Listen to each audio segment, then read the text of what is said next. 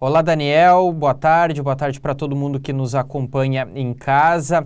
Depois de toda a situação que a gente está vivendo aqui no estado do Rio Grande do Sul, Daniel, muitas discussões foram se formando diante da questão geográfica do Rio Grande do Sul, principalmente na ligação de rios, do Lago Guaíba, da Lagoa dos Patos e todo o escoamento dessa água, desse grande volume que foi reservado para o Rio Grande do Sul neste mês de maio. Inclusive, o governo federal já está iniciando um processo de estudo para entender melhor como essa água pode sair de uma maneira mais rápida aqui do Rio Grande do Sul, pegando todo o mapa geográfico aqui do nosso estado. Então, várias discussões foram ampliadas nesses últimos dias, até mesmo os diques colocados ali em Porto Alegre, Novo Hamburgo, Canoas, foram colocados dentro dessa discussão, se tiveram a sua funcionalidade prevista diante do que eles foram projetados nessa função relacionado às cheias. Para discutir melhor esse assunto, eu vou conversar com o professor Jaime Gomes, ele que está lá em Porto Alegre, ele é professor do curso de Engenharia Civil da Escola Politécnica da PUC aqui no Rio Grande do Sul. Professor, primeiramente, obrigado por nos atender, boa tarde. Vamos ampliar um pouco essa discussão da questão do extravasar dessas águas diante de toda a crise humanitária que a gente vive aqui no Rio Grande do Sul, e essa questão ecológica, geográfica, ganha uma discussão um pouco mais forte, tanto no âmbito estadual como no âmbito federal. Você, como professor, o que pode passar para a nossa audiência relacionado a esse assunto? Bom, primeiramente, boa tarde, agradeço o convite. Nós vivemos uma situação extrema, né? O evento em si é um evento extremo. A gente tem hoje um monitoramento lá desde 1890, mais ou menos, e ainda com um registro de 1870 ali. Dentro desse evento até hoje foi o maior evento registrado da história aqui no Rio Grande do Sul. Então, pelo menos um evento maior aí que tempo de retorno da ordem de 150 anos, em média, né? Então, a sua excepcionalidade traz, então, vários questionamentos sobre o processo de defesa contra a cheia que existe em Porto Alegre e a necessidade de implantar novos sistemas nas cidades que foram atingidas, algumas completamente devastadas. O processo histórico, né, de ocupação humana vem circundando as questões ribeirinhas e as questões de acesso à água, né? Existe uma cultura e uma resistência humana de deixar locais, os antepassados, obviamente, fundaram as suas famílias, né? Então, nós vamos ter que trabalhar com sistemas de proteção similares que a gente vê em Porto Alegre. A falha do sistema de Porto Alegre ocorreu por uma série de questões de manutenção que, eventualmente, ao longo do tempo, acabaram deixando serem executadas, né? Então, visto isso, o sistema de dique ele vai trazer essa proteção necessária. Então, em Canoas, na grande região metropolitana, tu tem Cachoeirinha e alguns outros lugares, né, principalmente na bacia do Rio dos Sinos e em outros lugares, nós vamos ter esses diques que alguns deles foram, de alguma maneira, galgados ou acabaram rompendo, e aí permitiu a entrada de água nos sistemas e nas populações gerais. E aí vem a pergunta, por que demora tanto tempo para baixar o rio, né, para baixar o Lago Guaíba, né? Então, o Lago Guaíba ele é um grande reservatório, né, onde conecta o Jacuí, né, conecta os Sinos, o Caí, o Gravataí, né, que acaba essas águas sendo retidas nesses rios, aumentando os níveis dele. E a jusante nós temos a Laguna dos Patos, né, que é uma conexão com o mar, que lá no final temos 33 quilômetros, já no final da Laguna dos Patos, depois passa para 14 quilômetros, e na embocadura do canal de Rio Grande, que conecta diretamente no mar, com os moles a gente tem um afunilamento de 3 quilômetros até a última saída lá dos moles de 750 metros, ou seja, nós temos uma grande caixa d'água, e temos, portanto, nessa grande caixa d'água, um ralo muito pequeno que permite e demora a esvaziar essa grande caixa d'água. Isso que o governo federal já está encaminhando depois de toda essa tragédia, essa discussão pós-enchente, é algo que deve ser levado em conta, essa abordagem inicial, ou esse estudo ele precisa ser muito bem calculado, porque existe um risco da gente talvez fazer essa conexão de oceano com lagoa e talvez o que a gente pense se reflita de uma maneira bem mais negativa diante dessa, entre aspas, boa intenção de evitar novos episódios como esse? Perfeito, perfeito. É aí que eu ia chegar nesse ponto.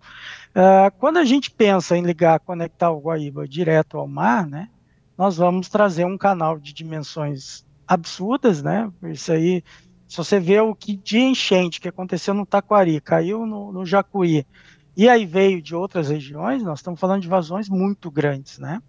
E essas vazões muito grandes, para escoar, né, teria que ser um canal muito grande.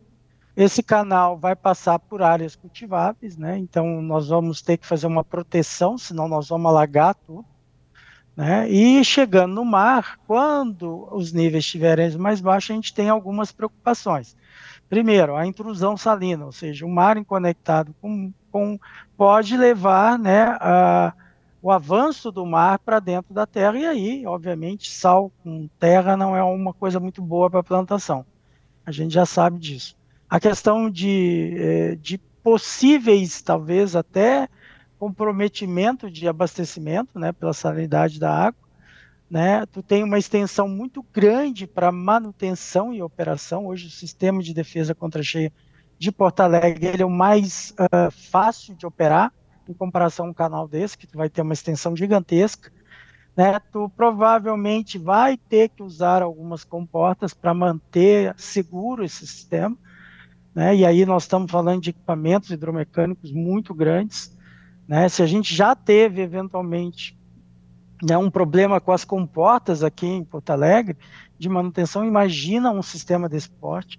Quem é que vai gerir esse sistema? Quem é que vai ter autonomia de prestar toda a manutenção, toda a gerência sobre esse sistema, né? E como diz, a água de chuva, né, a água pluvial, todo o sistema de cidades de água pluvial fica muito limitado à manutenção por uma questão de tarifação. Não existe tarifa para isso. A gente tem que tirar tarifas de outros lugares para investir na questão da drenagem urbana, que é um uso da água, querendo ou não, e a gente precisa pensar em mecanismos para que esse sistema seja sempre constantemente alimentado com recursos para que essa operacionalidade se torne viável e mantenha as condições de segurança.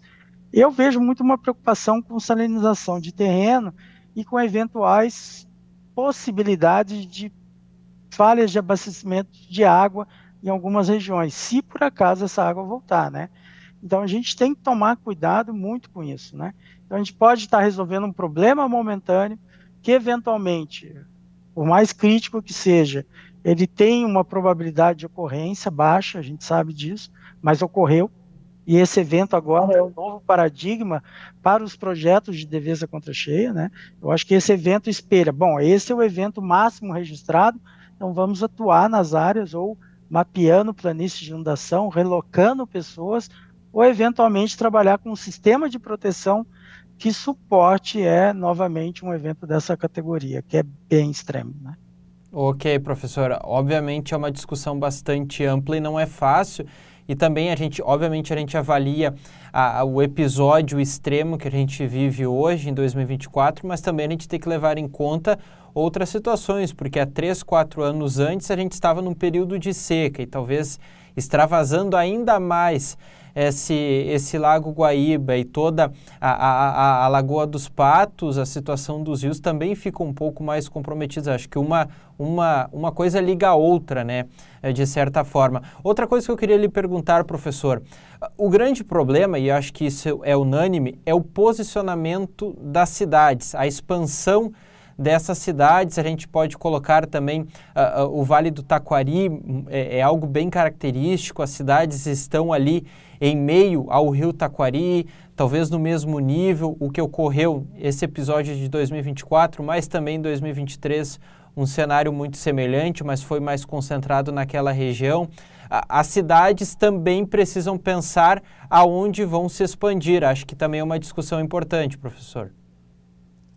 Perfeito, né? A característica geográfica e topográfica da região ela é bem particular, né? A bacia do Rio Taquari, né? Ela é uma bacia arredondada, o que propicia que a chuva que cai em diferentes regiões chega muito rápido no Rio Taquari.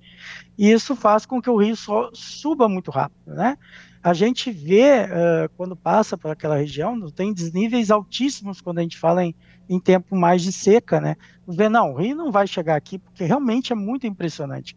Só que a quantidade, o volume de chuva que ocorreu nos últimos, principalmente nesse mês, mais de 600 milímetros, né? Chegando a 700 e 800 em alguns pontos que a gente tem de monitoramento, e tem monitoramento de elevação do rio, né? A gente vê a agressividade da cheia em frente a essa ocupação que é histórica, né? A gente sabe, a gente está ocupando várzea do rio Taquari, né? E isso acaba pela memória, né, de eventos extremos estarem muito afastados, né? As pessoas acabam se acomodando, né? E esquece que isso eventualmente pode ocorrer.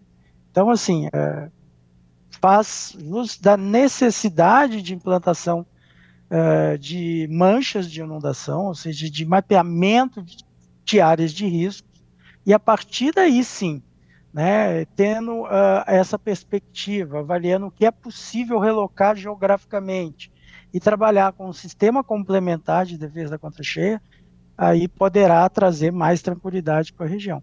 E é realmente isso, como falaste, né? A gente tem eventos de seca e eventos extremos de chuva num curto período de tempo, né? E isso é um reflexo natural das mudanças climáticas. Tá certo, Daniel. Conversei então com o professor Jaime Gomes, ele que é professor de Engenharia Civil lá da PUC-RS, a gente falando sobre a discussão pós-enchente, o que pode ser melhorado aqui no Rio Grande do Sul em defesa de toda essa enxurrada, de todo esse momento crítico que a gente vem passando aqui no Rio Grande do Sul.